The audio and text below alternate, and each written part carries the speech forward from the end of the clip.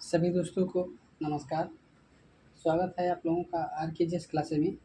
हम रसायन विज्ञान के महत्वपूर्ण प्रीवियस ईयर प्रश्नों की श्रृंखला करा रहे हैं जो विभिन्न एग्जाम में आए हुए हैं, जैसे RRC, PSSC, RRB, NTPC, UPPCS, SSC इत्यादि एग्जाम में पूछे गए हैं तथा आगे आने की भी संभावना है। कल तक रसायन विज्ञान के लगभग 133 क्वेश्चन करा दिए थे।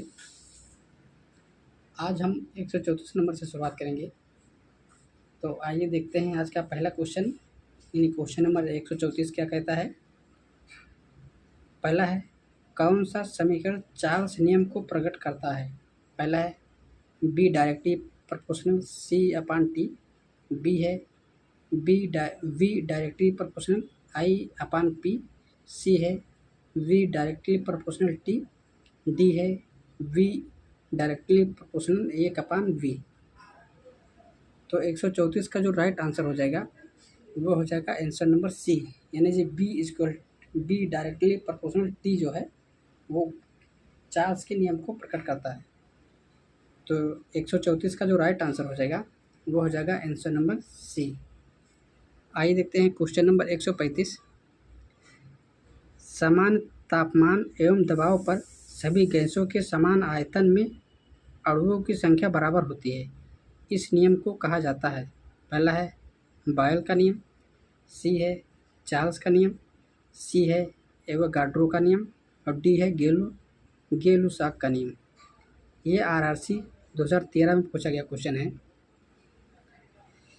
तो 135 का जो राइट आंसर हो जाएगा वो हो जाएगा आंसर नंबर सी, यानी जो एवोगाड्रो का नियम है वो कहता है समान तापमान एवं दबाव पर सभी गैसों के समान आयतन में अणुओं की संख्या बराबर होती है।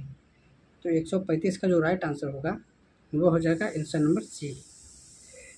आइए देखते हैं क्वेश्चन नंबर 136। किसी गैस का आणविक द्रव्यमान डॉट डॉट होता है। पहला है उसके वाष्प दाब से दुगना, बी है उसके वाष्प दाब के बराबर, सी है उसके वाष्प दाब से आधा, डी है इसके वाष्प दाब से असंबद्ध। तो 136 का जो राइट आंसर हो जाएगा वो हो जाएगा आंसर नंबर ए, यानी उसके वाष्प दाब से दुगना होता है। तो 136 का राइट आंसर होगा आंसर नंबर ए। आइए देखते हैं क्वेश्चन नंबर 137। परम शून्य को किस प्रकार से परिभाषित किया जाता है। यानी परम शून्य है उसे किस प्रकार से परिभाषित किया जाता है। पहला है वह तापमान जिस पर सब आणविक गति बंद हो जाती है, बी है जिस पर जल 298 केल्विन पर उबलता है, सी है जिस पर तरल हीलियम उबलता है, डी है जिस पर आयतन शून्य हो जाता है। तो 137 का जो राइट आंसर हो जाएगा वो हो जाएगा आंसर नंबर ए, यानी परम शून्य तापमान उसे कहते हैं जिस पर आणविक गति बंद हो जाती है, अब उससे कोई क्रिया नहीं हो सकती। तो 137 का जो राइट आंसर हो जाएगा वो हो जाएगा आंसर नंबर ए। आइए देखते हैं क्वेश्चन नंबर 138। जिस रासायनिक अभिक्रिया से ऊष्मा निकलती है उसे डॉट डॉट डॉट अभिक्रिया कहा जाता है। पहला है ऊष्माशोषी, बी है संयोजन, सी है अपघटन और डी है ऊष्माक्षेपी। तो 138 का जो राइट आंसर हो जाएगा वो हो जाएगा ऊष्माक्षेपी, यानी अगर कोई भी केमिकल रिएक्शन होता है तो उससे अगर जो ऊष्मा रिलीज होती है तो वो जो रिएक्शन होता है वो होता है ऊष्माक्षेपी। तो 138 का जो राइट आंसर हो जाएगा वो हो जाएगा आंसर नंबर डी। आइए देखते हैं क्वेश्चन नंबर 139। निम्नलिखित में से कौन सी रासायनिक प्रतिक्रिया की प्रकृति हमेशा ऊष्माशोषी यानी ऊष्मा को अवशोषित होती है। ऊष्मा मतलब उसमें ऊष्मा अवशोषित होती रहती है। तो पहला है दहन प्रक्रिया में, बी है अपघटन प्रक्रिया में, सी है विस्थापन प्रतिक्रिया में और डी है संयोजन प्रतिक्रिया में। ये आरआरबी एनटीपीसी 2016 में पूछा गया क्वेश्चन है। तो 139 का जो राइट आंसर हो जाएगा वो हो जाएगा अपघटन प्रतिक्रिया में जो अगर अपघटन रासायनिक प्रतिक्रिया होगी उसमें जो ऊष्मा है वो हमेशा ऊष्मा अवशोषी होती रहती है। तो 139 का जो राइट आंसर होगा वो हो जाएगा आंसर नंबर बी। आइए देखते हैं क्वेश्चन नंबर 140।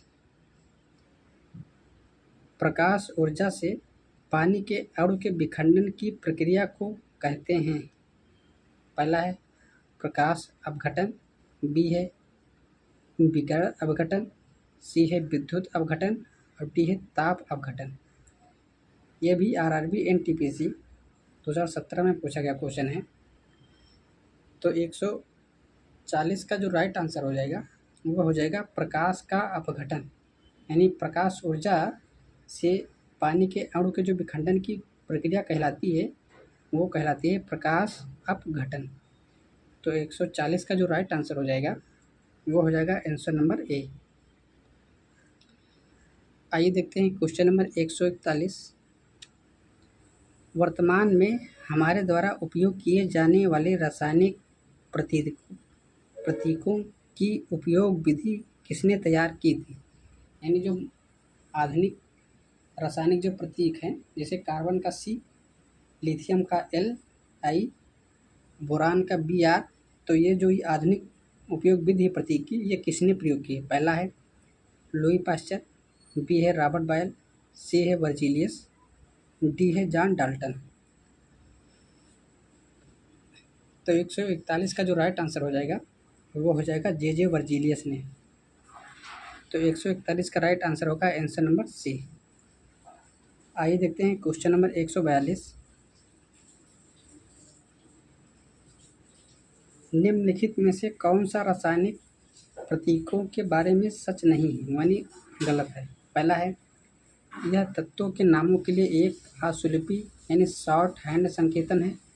बी है यह प्रतीक एक या दो अक्षरों के होते हैं। सी है क्लोरीन के लिए रासायनिक प्रतीक Cl है। डी है ये जेम्स चैडविक और जे थॉमसन द्वारा प्रस्तावित किए गए थे। तो 142 का जो राइट आंसर हो जाएगा वो हो जाएगा आंसर नंबर डी, यानी जो रासायनिक प्रतीकों के बारे में जो गलत कथन है वो है ये जेम्स चैडविक और जे थॉमसन द्वारा प्रस्तावित किए थे। ये गलत है क्योंकि जो रासायनिक प्रतीक है वो उपयोग किए थे जे वर्जीलियस ने। तो 142 का जो राइट आंसर हो जाएगा वो हो जाएगा आंसर नंबर डी। आइए देखते हैं क्वेश्चन नंबर 143। निम्नलिखित में से किसे आराम कहा जाता है? आराम कहा जाता है। पहला है कांसा को, बी है सोना को, सी है चांदी को और डी है तांबा को। तो 143 का जो राइट आंसर हो जाएगा वो हो जाएगा 143 में बी, यानी जो सोना है उसे आरम भी कहा जाता है। तो 143 का राइट आंसर होगा आंसर नंबर बी। आइए देखते हैं क्वेश्चन नंबर 144।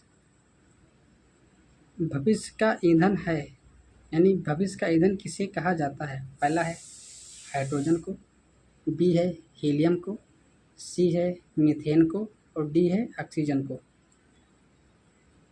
तो 144 का जो राइट आंसर होगा वो हो जाएगा हाइड्रोजन, यानी जो हाइड्रोजन है वो भविष्य का ईंधन है, ये कभी भी समाप्त नहीं होगा। तो 144 का जो राइट आंसर होगा वो हो जाएगा आंसर नंबर ए। आइए देखते हैं क्वेश्चन नंबर 145। निम्न में से किस एक ईंधन का मान अधिकतम होता है? पहला है हाइड्रोजन, बी है चारकोल, सी है प्राकृतिक गैस और डी है गैसोलीन। ये यूपीएससी 1997 में पूछा गया क्वेश्चन है। तो क्वेश्चन नंबर 145 का जो राइट आंसर हो जाएगा वो हो जाएगा हाइड्रोजन का ईंधीय मान अधिकतम होता है। तो 145 का राइट आंसर होगा आंसर नंबर ए। आइए देखते हैं क्वेश्चन नंबर 146। प्रति ग्राम ईंधन द्वारा मोचित ऊर्जा की दृष्टि से निम्न में से सर्वोत्तम ईंधन कौन सा है? पहला है हाइड्रोजन, बी है मीथेन, सी है एथेनॉल और डी है ब्यूटेन। तो 146 का जो राइट आंसर हो जाएगा वह हो जाएगा हाइड्रोजन। यानी प्रति ग्राम ईंधन द्वारा मोचित ऊर्जा की दृष्टि से सर्वोत्तम ईंधन है वो है हाइड्रोजन। तो 146 का राइट आंसर होगा आंसर नंबर ए। तो आज के लिए इतना ही। आप लोग वीडियो को लाइक कीजिए, शेयर कीजिए और चैनल को सब्सक्राइब कीजिए। कल एक और नए वीडियो मिलेंगे, तब तक के लिए नमस्कार, जय हिंद, वंदे मातरम।